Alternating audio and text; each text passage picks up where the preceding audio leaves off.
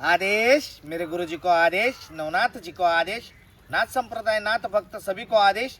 तर मित्रांनो, मागील काही व्हिडिओमध्ये तुम्ही पाहिलं असेल अनेक प्रकारच्या साधना आणि अनेक प्रकारच्या गोष्टी आपण मागच्या व्हिडिओमध्ये केलेल्या आहे। तर पुन्हा एकदा मी तुमच्यासाठी घेऊन आलेलो आहे किरण महाराज पवई मुंबई येथून। मी स्वतः आता तुम्हाला दुसऱ्या विषयावरती माहिती देणार आहे। ती माहिती म्हणजे प्राचीन काळातून चालत आलेली जी साधना आहे त्या साधनाविषयी तुम्हाला माहिती देणार। ती साधना म्हणजे काय, साधना कोणची, त्याचे प्रकार काय, त्याच्या माध्यमातून कोणत्या कोणत्या पद्धतीचं काम होतं आणि ती कशी करायची, तर परिपूर्ण माहिती मी तुम्हाला या व्हिडिओमध्ये देणार आहे। तर सर्वांनी या व्हिडिओला लास्टपर्यंत बघायचं आहे। कशा कशा पद्धतीने हे व्हिडिओ होणार आहे तर ह्याची माहिती तुम्हाला या यूट्यूब चॅनलवर मिळून जाईल। तर मित्रांनो, आज ज्या विषयावर आपण बोलणार आहे आणि जो विषय मी तुम्हाला सांगणार आहे त्याला चेटकीन साधना अशी म्हणतात। चेटकीन साधना ही प्राचीन काळापासून चालत आलेली साधना आहे। त्याच्यानंतर याला वेगळ्या पद्धतीचं पण एक नाव आहे, जे फिल्डिंग लाईनमधले लोक याला 7-12 म्हणतात, कोणी याला 8-12 म्हणतं, कोणी याला तांदूळ वाढणारी बाई म्हणतं।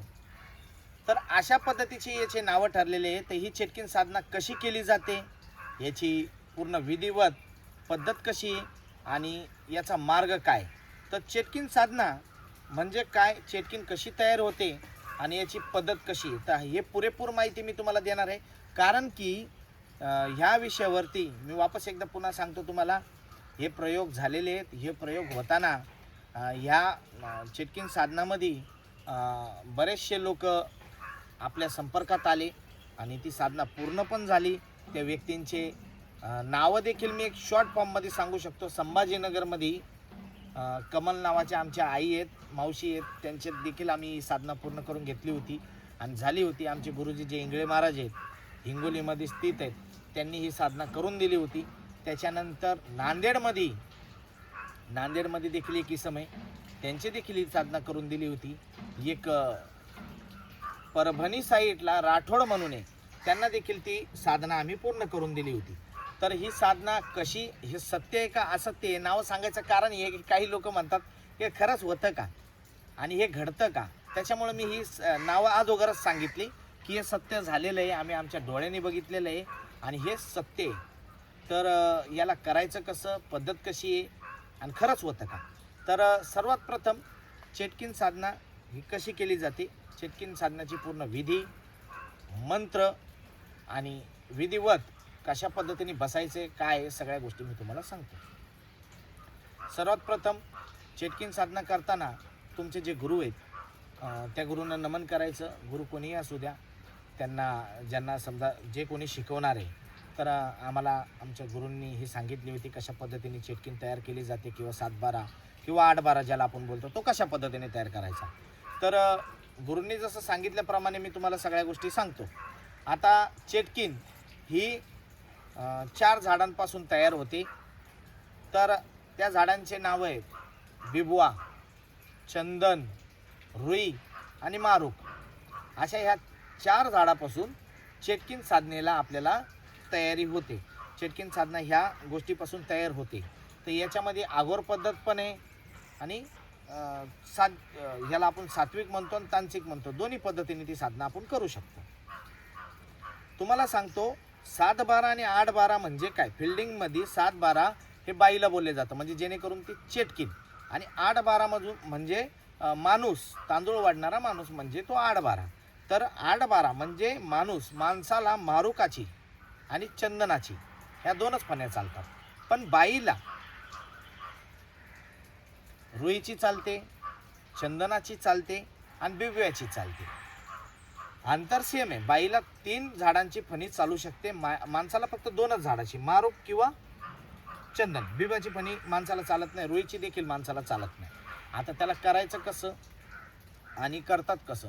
तांत्रिक क्रियामध्ये पहिल्या काही काळामध्ये लोक डॉल असतात ना, त्या लाकडीच्या म्हणजे रुईच्या झाडाची जी डॉल तयार केली जायची, किंवा बिबवाच्या झाडाची डॉल किंवा चंदनाच्या झाडाची डॉल तयार केली जायची। त्याच्यामध्ये प्रेत आत्मा टाकून अनेक पद्धतीने त्या साधनेला करता येत होतं। तर ती पण पद्धत मी तुम्हाला सांगणार आहे। पहिला आम्ही जी तयार केली त्या पद्धतीने सांगतो, त्याच्यानंतर अघोर पद्धतीने पण कशी तयार होते ते पण सांगणार आहे. एकाच व्हिडिओमध्ये तुम्हाला दोन्ही गोष्टी आणि त्याच्यावर काम कसं होतं ते देखील सांगणार आहे, शॉर्टमध्ये सांगणार आहे ते. कारण की लोक या कामाच्या पाठी येडे आहेत. हे काम खूप प्रसिद्ध आहे आणि खूप जुन्या काळापासून चालत आलेलं सत्य घटना आहे, कारण की आपण ह्या केलेल्या आहेत. तर इथं थोडीशी अडचण असल्यामुळं मी एक मांडी उपडी घालतो आणि थोडंसं हालचाल होईल तर तुम्ही क्षमा असावी, कारण की नॉनस्टॉप आपल्याला ही गोष्ट सांगायची. आता सर्वात प्रथम तर चेटकीन साधना कशी करावी. तर चेटकीन साधना करताना तुम्हाला कालावधी जातो 1.5 ते 1.5 महिन्याचा, 2 महिने देखील जाऊ शकतात. कधी कधी गुरुजींच्या सानिध्यात राहिल्याच्या नंतर 21 दिवसानंतर पण त्याचा चमत्कार चालू होऊन जातो. पण तुम्ही 1.5 ते 2 महिन्याचा कालावधी पकडून चालायचा, म्हणजे तुमच्या आयुष्यातले 1.5 ते 2 महिने तुम्हाला ह्या साधनेला घालवायचे. इच्छुक असणाऱ्या महिलांनीच ही साधना करायची किंवा इच्छुक असणाऱ्या माणसानेच ही साधना करायची. ही साधना थोडीशी अवघड पण घातक नाही, अवघड आहे थोडीशी, कारण की त्याची पद्धत वेगळी आहे, बसायची पद्धत वेगळी आहे, सगळ्या गोष्टी वेगळ्या आहेत. तर मी सांगतो कशा पद्धतीने असणार आहे. सगळ्यात प्रथम गुरु जो पण शिष्य बनवतो त्या शिष्याला ह्या साधनाचे जे मंत्र आहेत, अमुक अमुक अमुक म्हणून जे मंत्र आहेत, ते मंत्र तुम्हाला एका भोजपत्रावर लिहून देतो. लिहून दिल्याच्या नंतर तुम्हाला त्या मंत्राशी तयारी करायची, त्याला वाचायचे, त्याला सिद्ध करायचे.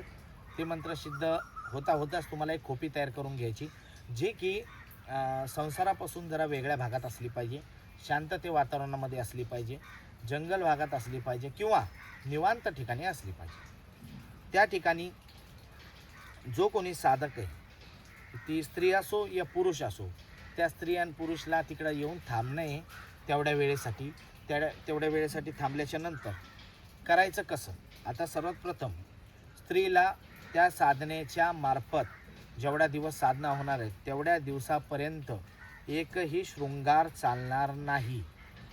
त्याच्यानंतर तिला लिपस्टिक, पावडर, कानातले, नाकातलं, हातातलं पैंजण, जोडवे, शेंदूर या कोणत्याच गोष्टी चालणार नाही. एकदम साध्या, सौम्य आणि सरळ पद्धतीमध्ये तिला राहायचं. त्यांचं वयोगट जे राहणार आहे 18 वर्षापासून 21 वर्षापासून तर ते 45, 46, 47च्या आसपास वय राहणार. त्याच्यामध्ये तुमची जी मानसिक पाळी राहते ती देखील चालू पाहिजे, ती बंद नाही पाहिजे. जर साधनेला बसायचं असेल तर मानसिक पाळी ही त्यांची कायमस्वरूपी म्हणजे तेवढ्या टायमामध्ये ही चालूच पाहिजे साधनेच्या दौरान. त्याच्यानंतर बंद पडली तर काही हरकत नाही. त्याच्यानंतर मग तुम्हाला जेवढा टाईम साधना चालणार, शृंगार बिलकुलही चालणार नाही. गोंधन असलं, जर शरीरावर एखादं गोंधन आहे ते देखील चालणार नाही. सगळ्यात पहिले ते गोंधन आपल्याला मिटवावं लागतं. त्याच्यानंतरच त्या साधनेला किंवा त्या क्रियेला आपण सुरुवात करू शकतो. गोंधन असल्याच्या नंतर गोंधन आपल्याला मिटवता येतं. काही झाडपाला औषधी आहेत त्याच्याने ते गोंधन नष्ट होतं. काही लोक आता ते मशनीचा प्रयोग करतात, आपल्याला मशनीचा प्रयोग करायची गरज नाही. गुरुजींनी काय औषध सांगितलेलं आहे त्या औषधाने ते गोंधन मिटवता येते. तर गोंधन मिटवल्याच्या नंतर त्या साधनेला ती स्त्री सज्ज होऊन जाते. साधनेला ती स्त्री बसल्याच्या नंतर तुम्हाला सांगतो कशा पद्धतीने कशी क्रिया करायची, ती साधना कशी पूर्ण होणार आहे. आता एक तुम्हाला बेसिक छोटी मोठी माहिती मी तुम्हाला या व्हिडिओमार्फत दिली. आता तुम्हाला सांगतो महत्त्वाचा विषय, साधनेला बसायचं कसं. तर आपण ह्या साधनेत देखील पंचमहाभूताची पूजा टाकतो, कारण की त्या पूजेतून एक वेगळ्या पद्धतीची ऊर्जा निर्मिती होते. पंचमहाभूताची पूजा टाकल्याच्या नंतर त्या स्त्रीला तिच्या इष्टदेवतेला, म्हणजे तिची जी कुलदेवी असेल किंवा ती ज्या देवीला मानत असेल त्या देवीचं दर्शन घ्यायचं. साधनेला सुरुवात करायच्या अगोदर दर्शन घेतल्यानंतर त्या देवीला सांगायचं की मी ह्या साधनेला बसणार आहे किंवा मी ह्या साधनेला सुरुवात करणार आहे. तर ही साधना माझी व्यवस्थित झाली पाहिजे आणि व्यवस्थित होईपर्यंत तुम्ही माझ्या पाठीशी उभे राहा. आता ही साधना करताना सगळ्यात पहिलं तुम्हाला एक पांढऱ्या रुईचं झाड बघायचं. पांढऱ्या रुईचं झाड लागेल. त्याच्यानंतर तुम्हाला एक कास दोरा लागेल, जे आपण गोधडी शिवतो तो मजबूत असा कास दोरा राहतो तो लागेल. त्याच्यानंतर तुम्हाला त्याला आपण काय बोलतात, दगडासारखा असतं बघा, एकदम धारदार दगडच असतो तो, पण त्याला फरशी बोलतात का काय बोलतात, पण असं खप्परसारखं असतं. तुम्हाला मी एकदा दाखविले एखाद्या व्हिडिओमध्ये. तर ते देखील लागतं, म्हणजे जेणेकरून झाड ज्या वेळेस आपण ती फांटी तोडतो त्या फांटीला तोडताना त्याला कोणत्याही प्रकारचं अवजार लावायचं नसतं.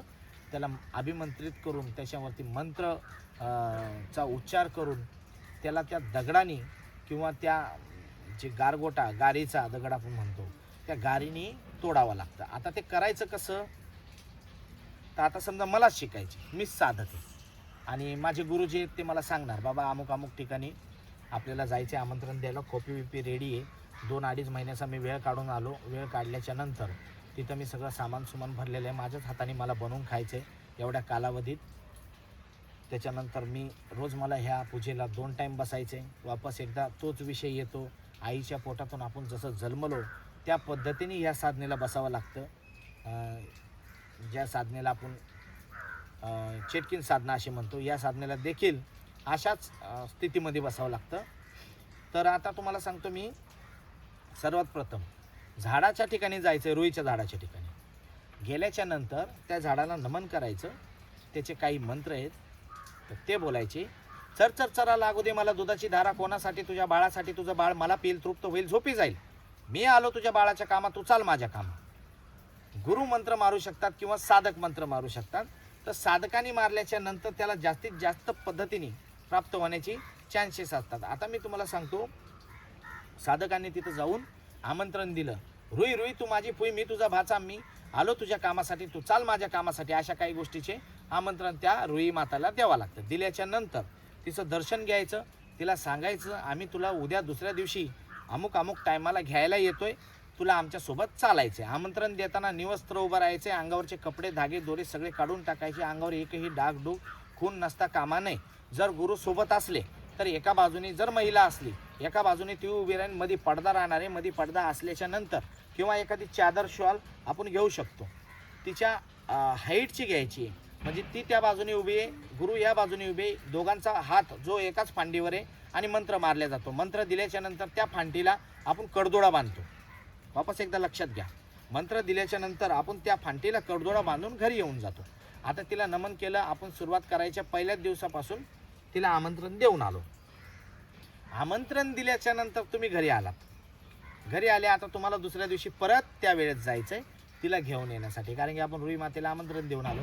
आता इथे एक गोष्ट लक्षात घ्या, सत्य हकीकत, सत्य परिस्थिती आणि घडलेली घटना आहे.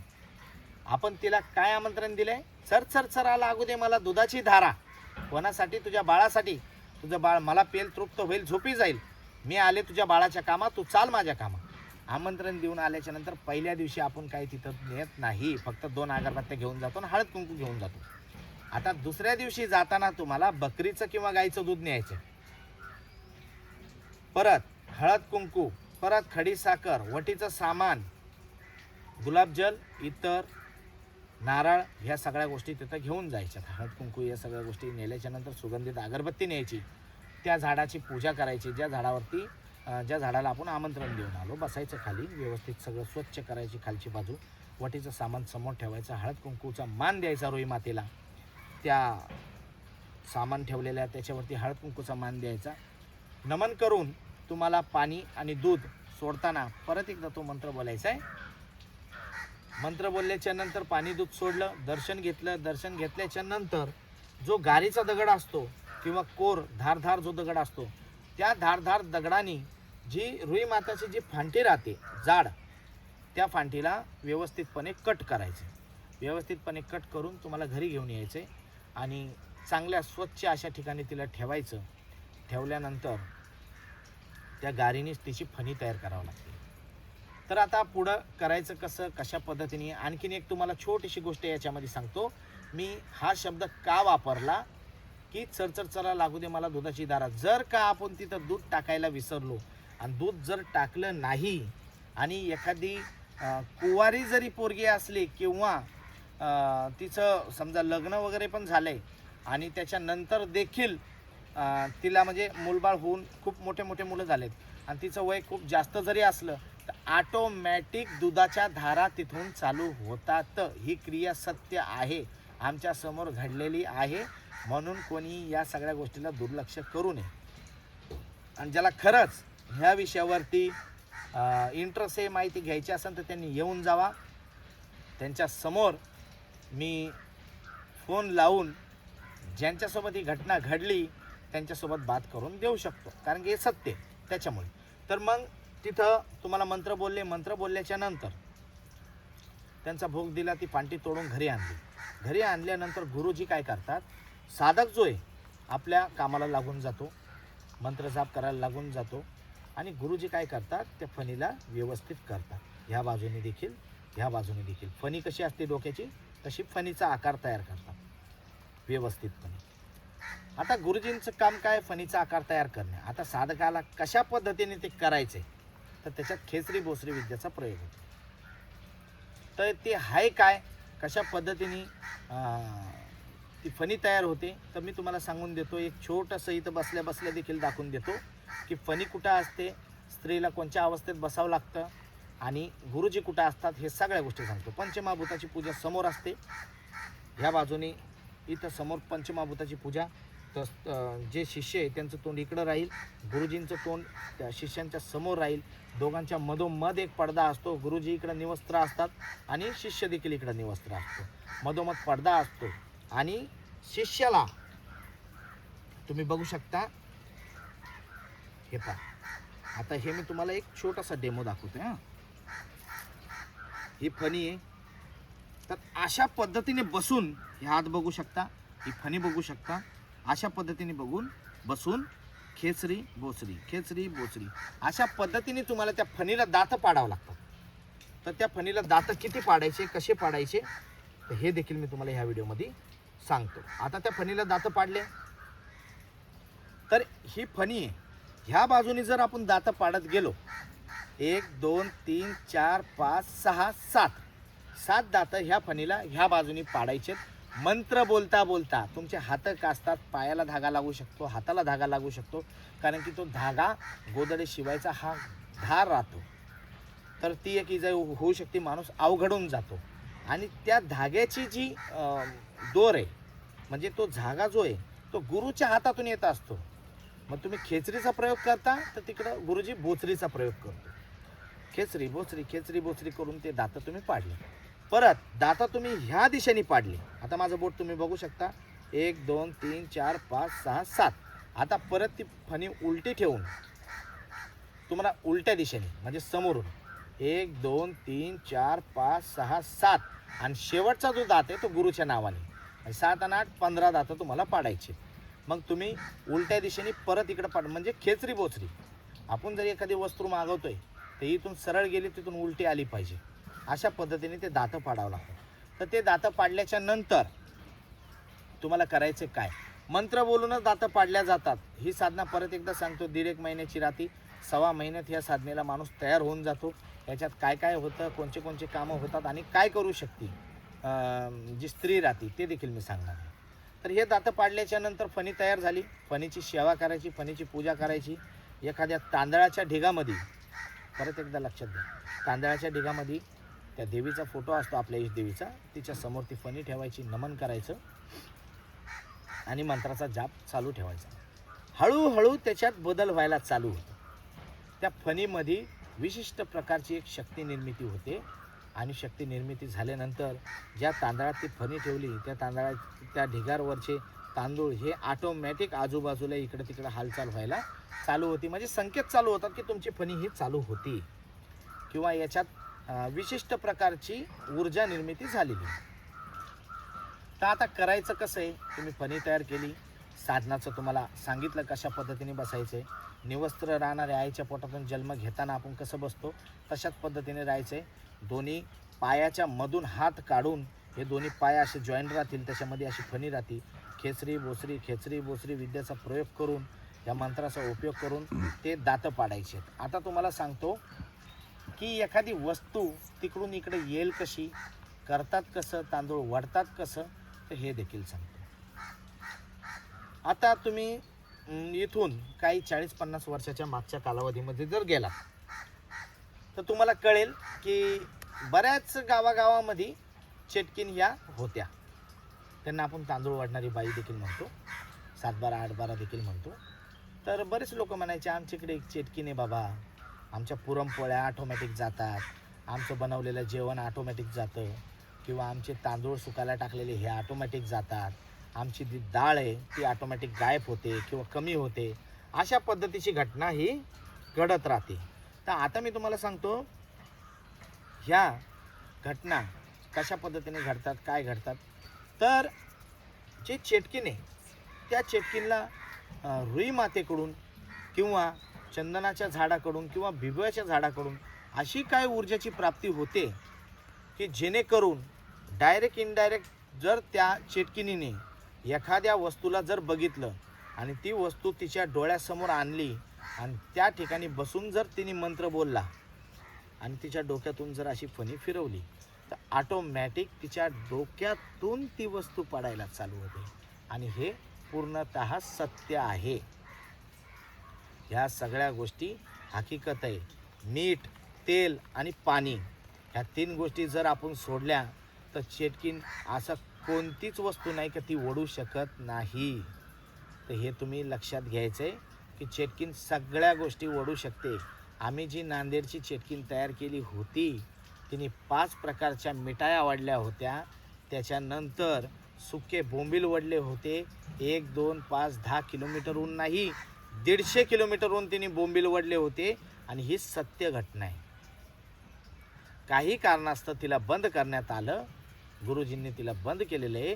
तर चणे, शेंगदाणे, फुटाणे, वाटाणे, 5 प्रकारच्या मिठाया म्हणा, तुम्हाला काजू आवडले तर काजू म्हणा, तांदूळ म्हणा, गहू म्हणा, ज्वारी म्हणा, बाजरी म्हणा, कोणत्याही पद्धतीचं धान्य अन्न तुम्ही ओढू शकता.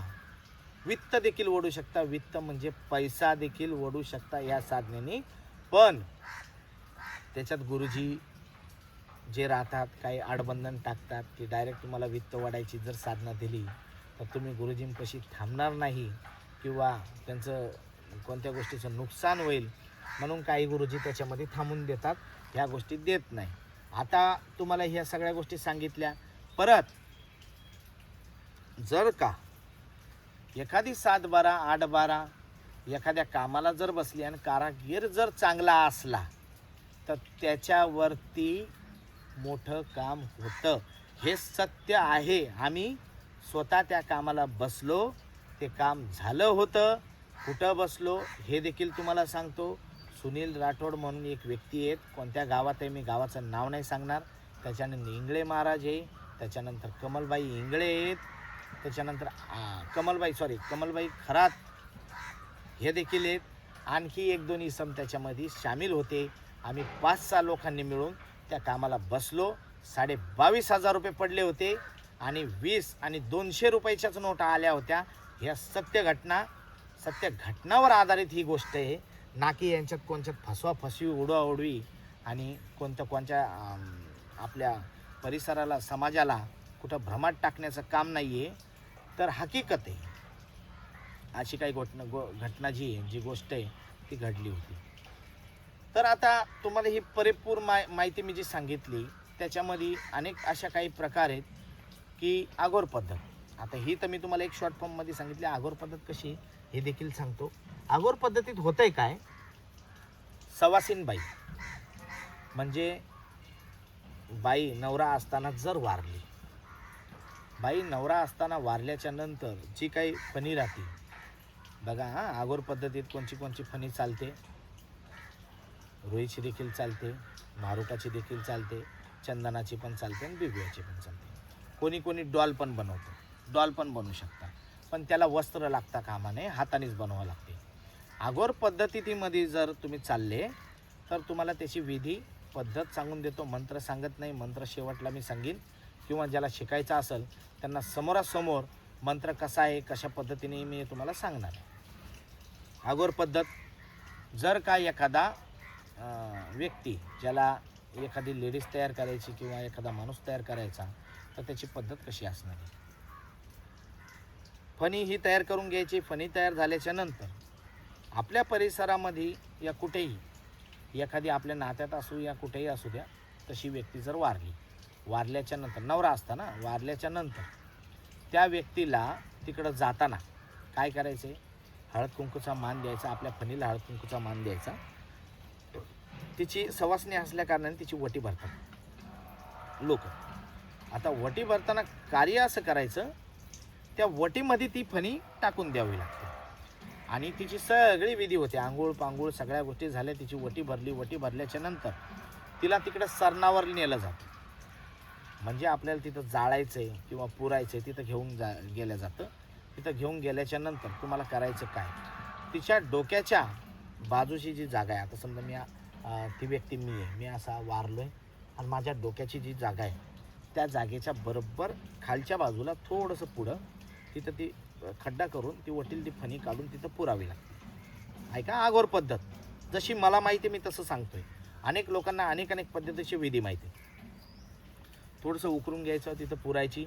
पुरल्यानंतर ती जागा ही लेवल करून घ्यायची. लेवल केल्याच्या नंतर मैत झाली किंवा ती शक्ती ही जाळल्या गेली किंवा पुरल्या गेली. त्याच्यानंतर तुम्हाला काय करायचं आहे, सगळे निघून गेल्याच्या नंतर रात्री 12 ते 1च्या सुमारास तिची राख उचलण्याच्या अगोदर तुम्हाला तिथून ती फणी काढून आणावी लागते. वापस एकदा लक्षात घ्या, तिथून ती फणी काढून आणायची, विधिवतपणे तिची पूजापाठ करायची. पूजापाठ केल्याच्या नंतर त्या व्यक्तीचं जे नाव आहे ते नाव इथं घ्यायचं या फणीवर 3 वेळेस, तो मंत्र मारायचा, दर्शन घ्यायचं. आता वापस एकदा सांगतो करायचं का. ती फणी तुमच्याकडे आलेली आहे. ती फणी आल्याच्या नंतर जे मंत्र आहेत ते तुम्हाला ह्या 3च दिवसात, पहिला दिवस तुम्ही फणी वटीत ठेवली, दुसऱ्या दिवशी तुम्ही ती फणी काढून आणली, म्हणजे हे 2 दिवस तुमचे गेले. दुसऱ्या दिवसापासून तिसऱ्या दिवस तिचा भोग जाण्या अगोदर तुम्हाला घरात नैवेद्य वगैरे सगळं तयार करून, खाद्यबिद्य तयार करून, 52 प्रकारचं जे नैवेद्य राहतं आगोर पद्धतीत हे तयार करून तिच्या समोर ठेवायचा त्या फणीच्या. तो मंत्र जाप चालू करायचा, फणी तुमच्या डोक्यातून फिरवायला चालू करायची. म्हणजे फणी चालू होते की नाही होत तर ह्या गोष्टी तुम्हाला तिथंच अनुभव घ्यायचा आहे. तिसऱ्या दिवशी तिचा भोग लागण्या अगोदर किंवा पाण्यात ती जलदान विधी होण्या अगोदर तुम्ही हा मंत्र जाप चालू केला आणि तिचं 10वं होण्या अगोदर हे सतत जर चालू राहिलं तर 100 आणि 1% ती जी सवासनी महिला वारलेली आहे ती तुमच्या फणी स्वरूपामध्ये तुमच्या सोबत सामील होऊन जाते. तुम्हाला दिसायला लागते, बोलायला लागते, चालायला लागते. परत तुम्ही फणी वडल्याच्या नंतर तिला जे काही तुम्ही कार्य सांगणार आहे, जे काही तुम्ही काम सांगणार आहे तर ते ऐकायला चालू होते. ही आहे आगोर पद्धत. अशा पद्धतीने ही चेटकींची जी साधना आहे ती चालते. पैशाचा पाऊस पडतो का तर ते सत्य आहे, पण तसे महाराज लोक दिग्गज पाहिजे. महाराज पण तसाच पाहिजे, जोडला तोड असणारा. दुसरी गोष्ट, समाजामध्ये भ्रम पसरवणं हे माझं काम नाही, अंधश्रद्धा पसरवणं हे माझं काम नाही. ज्याला कुणालाही करायचं असेल त्याने आपल्या जबाबदारीवर आणि आपल्या गुरुच्या सानिध्यात ह्या सगळ्या गोष्टी करायच्या आहेत.